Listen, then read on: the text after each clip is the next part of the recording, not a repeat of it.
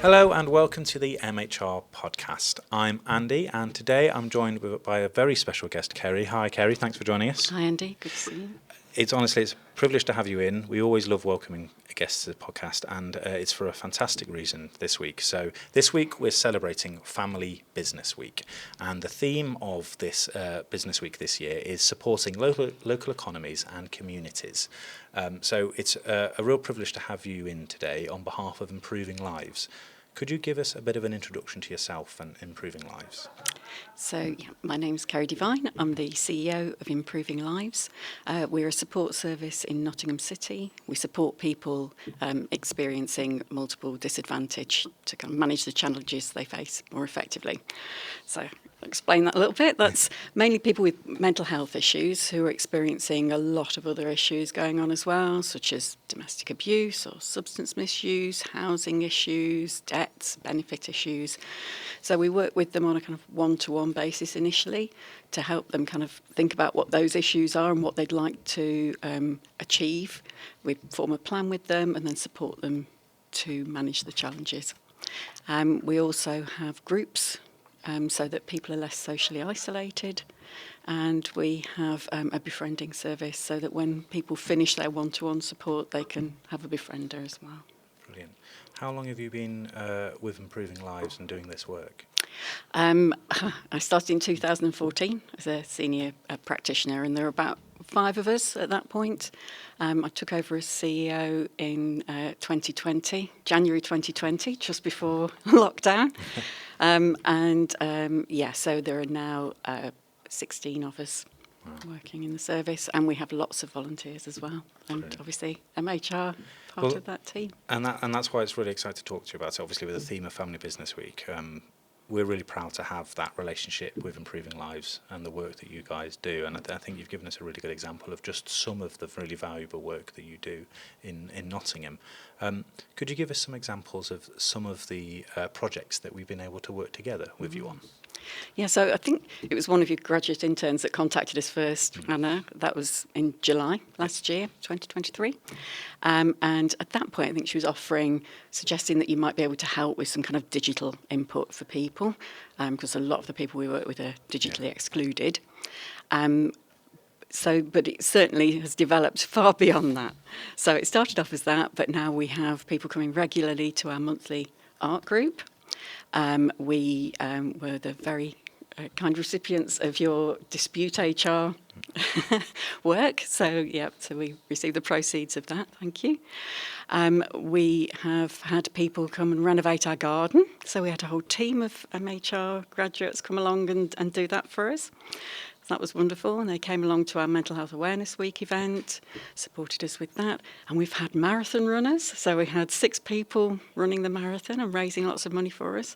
So that was amazing. So there's actually a broad breadth of Yes. a lot of the things that you cover. We've been lucky enough to get involved with. Absolutely. We've seen a lot of the coverage. We obviously share it on our news and stuff. So there are a lot of exciting projects, and we've seen a bit of that. But it's really good to get your perspective on it, because obviously we're keen to help. I'm sure there's lots of organisations that you work with that reach out that want to help and to add that value and be part of your community. But to hear it from you is really beneficial, because it helps us get a sense of kind of the impact that has. Why is it important for Improving Lives to have those relationships with businesses, be it family businesses or local businesses? And how does that help you do the work that you need to do?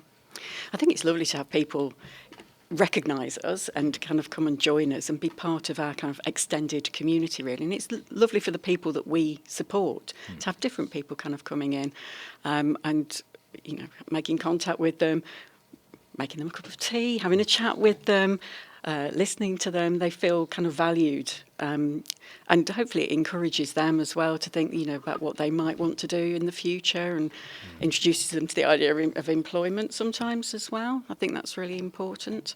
And that's kind of linked with what MHR are getting involved with next, which is our Vinted online shop, which is kind of offering volunteering experiences for people who use our service and other people with lived experience, and MHR have come along and organised the room for us so that we've kind of got that in place. And the next thing is, I believe that you're going to do a clothing collection within MHR. So it starts on the 23rd of November. And I'm hoping you're going to stock our shop up for us so that that will be all ready to go in the January sales. It's really exciting, and it's really good that we've talked about things we can do, but there's so many things that we're talking about and still doing, and because the benefits are felt by each side, and I think that's probably the point of talking about it for Family Business Week, is that it's not just about reaching out to communities to offer, it's about what we can learn from our relationship with each other as two different organisations, and support common interests. As a family business, obviously, that's part of our core values, is how we can be part of that community, support that, feel like we are a member of that community and offering that value. So being able to get that lived experience of you is fantastic.